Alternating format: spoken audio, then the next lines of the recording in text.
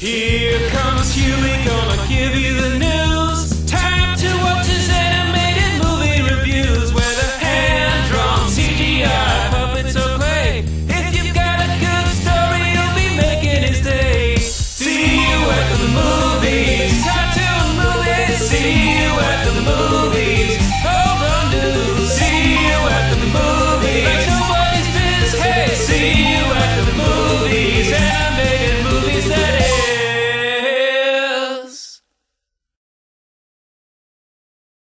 Hey everyone, I'm Huey Toonmore. Welcome to Huey's Animated Movie Reviews, the show where I review animated films from old to recent, whether they be hand-drawn, stop-motion, or computer-generated.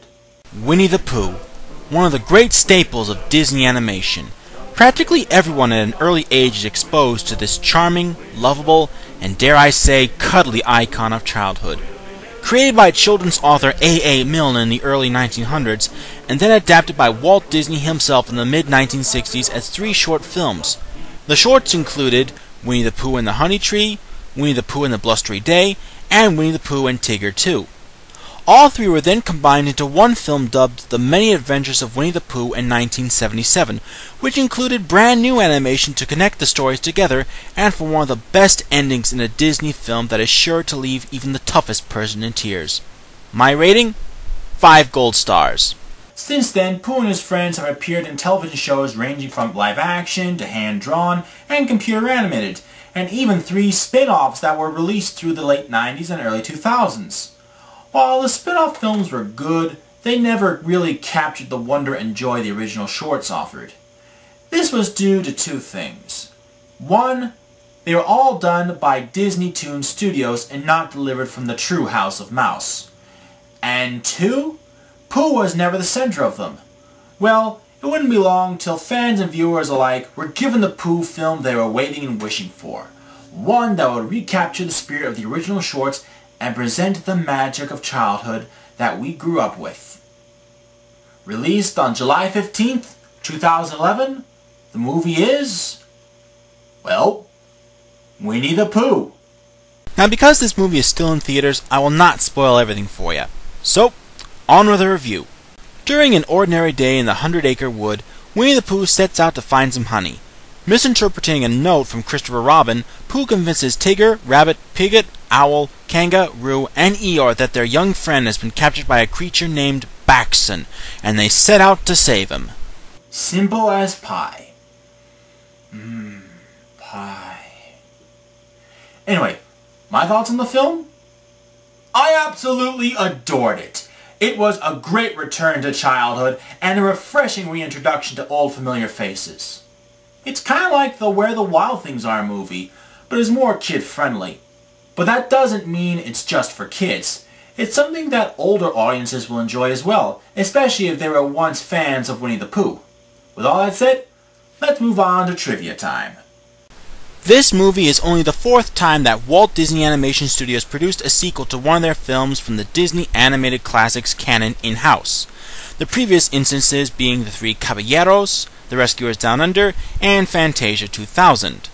Bernie Mattinson, a Disney veteran who worked as the key animator on Winnie the Pooh and Tigger 2, served as lead storyboard artist for the film, with Stefan Anderson and Don Hall directing. It was a smart move of them to hire Bernie to work on the film, because it truly felt like the old shorts with his art style.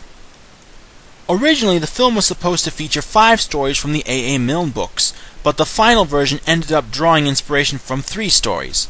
John Lasseter has also announced that Rabbit's friends and relatives would be in the film, but they never appeared. Now let's move on to the voice actors that brought each memorable character to life. Winnie the Pooh is played by voice acting veteran Jim Cummings, who has voiced him since the 1980s and who also voices Tigger ever since his original voice actor Paul Winchell's retirement and eventual death. As usual, Cummings does his best at making Tigger so lovingly rambunctious and Pooh Bear so adorable and humble. However, the rest of the gang have been replaced by different voice actors. Do they do a good job? Let's take a look. Rabbit is voiced by Tom Kenny, better known as the voice of SpongeBob SquarePants. He actually does a great job at bringing fussy old Longears to life, and I congratulate him on that. Piglet is voiced by Travis Oates, who took over the role after the tragic death of his original voice actor, John Fielder. He too does a great job at bringing Piglet to life, and he sounds almost exactly like Fielder.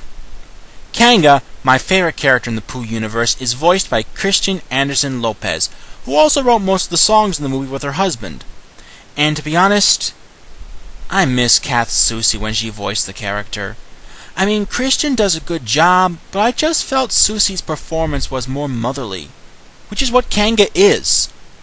Owl is voiced by comedian Craig Ferguson, who had previously voiced Gobber in DreamWorks' How to Train Your Dragon. He doesn't sound like how Owl did in the previous incarnations, but he was still very funny.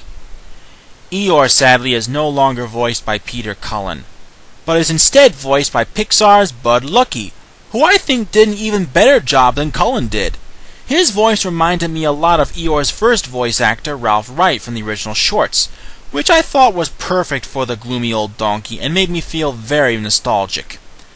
And the narrator is none other than former Monty Pythonite John Cleese. Need I say more? And what would be a Disney film, let alone a Winnie the Pooh film, without memorable and catchy songs? Like the shorts, Winnie the Pooh is also filled with songs by different artists. Naturally, the movie opens up with the classic opening theme song written by Richard and Robert Sherman as we are introduced to the characters of the 100-Acre Wood. Only this time, it's sung by the beautiful and very talented Zooey Deschanel. Most of the songs in the film were written by Christian and Robert Lopez, the latter of whom was also behind the foul-mouthed, dirty, hilarious, and incredibly successful Broadway musicals Avenue Q and The Book of Mormon. But with Pooh, he pays homage to the Sherman Brothers' signature style. All of these songs are fantastic, especially the Baxton song, which brought back fond memories of Heffalumps and Woozles. They sneak into your library and scribble in all your books. The Baxton, we don't like the Baxton. When decorating your Christmas tree, they tangle up all the hooks. The Baxton, we're afraid of the Baxton. They spoil the milk, they stop all the clocks, they use their horns to put holes in your socks. The Baxton's the one who's been putting holes in our socks. And now, for my final thoughts on the film.